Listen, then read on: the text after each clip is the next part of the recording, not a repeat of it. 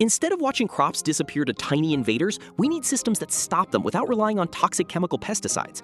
But the chemical pesticides that promise a quick fix often solve one problem by creating two others. They poison the soil and wipe out the beneficial bugs we need. Stop buying poison.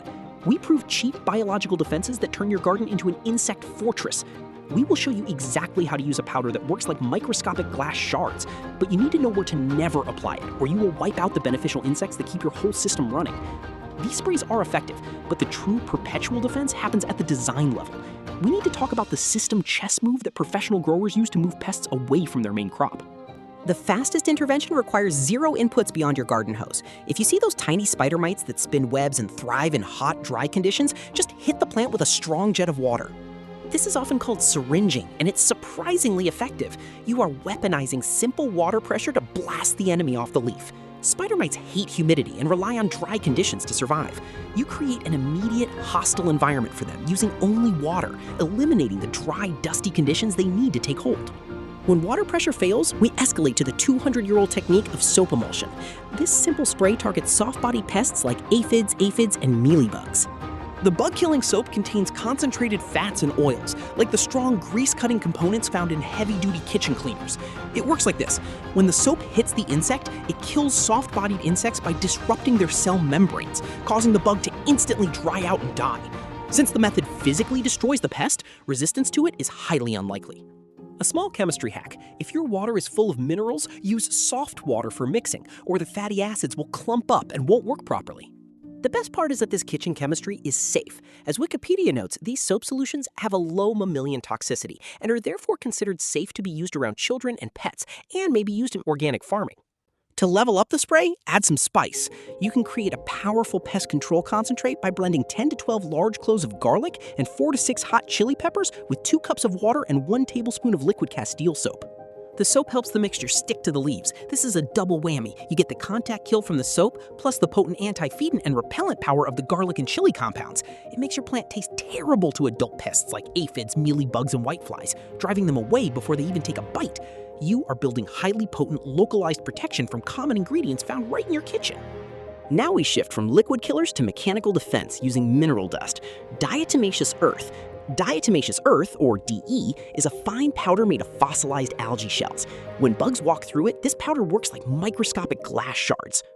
It doesn't poison the bug, it physically destroys it. As Rulig Farms and Gardens put it, as an insect comes in contact with DE, the silica sticks to the pest and causes it to dehydrate. It physically cuts their protective shell and causes fatal drying. This natural mineral provides mechanical pest control that never expires. However, because DE kills every insect it touches indiscriminately, it should never be applied near a plant's flower to protect beneficial pollinators like bees. This is the crucial application rule. The first true systemic defense doesn't involve spraying anything. It involves strategic companion planting.